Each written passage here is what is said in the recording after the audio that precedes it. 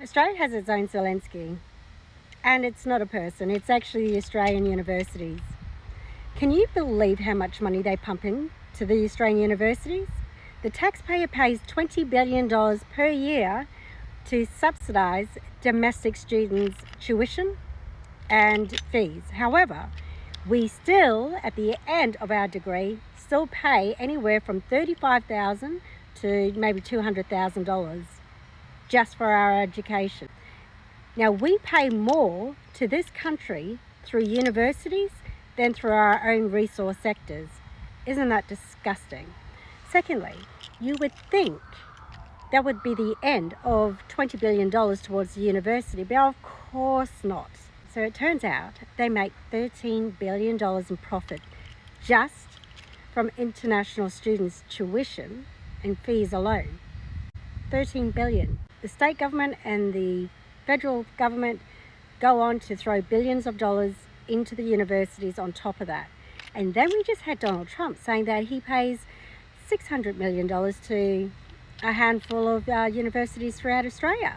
And yes, he has every right to question where that money is going, how it's being spent, and why there are Palestine protesters all over the place, and why it's become so left-wing. Now, the question is, who else and what other countries are throwing money into our Australian universities? Because we know our country has become so left-wing that teachers don't even mark your papers properly, because for me, as someone who did a double degree, I had to write my paper for the person standing in front of me, and I had to figure out whether they were left-wing or right-wing in order to get a good mark. That's the truth of it. The other thing too is international students bring about $52 billion into Australia, $31 billion of that back into the Australian economy. Now, some of these kids are working 4 or 5 different jobs just to pay $10,000 to $20,000 in fees every term. Every term.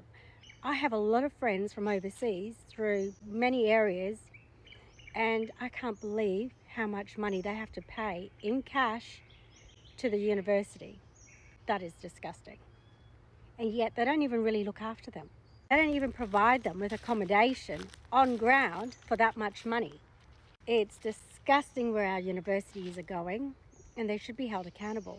And to the students out there who are either domestic or international, when your university is disrupted by protesters, you should consider a class action against the universities, because they're bringing so much left wing to our university grounds that it does interrupt our education, and it does interfere with other foreign students who these protesters are against.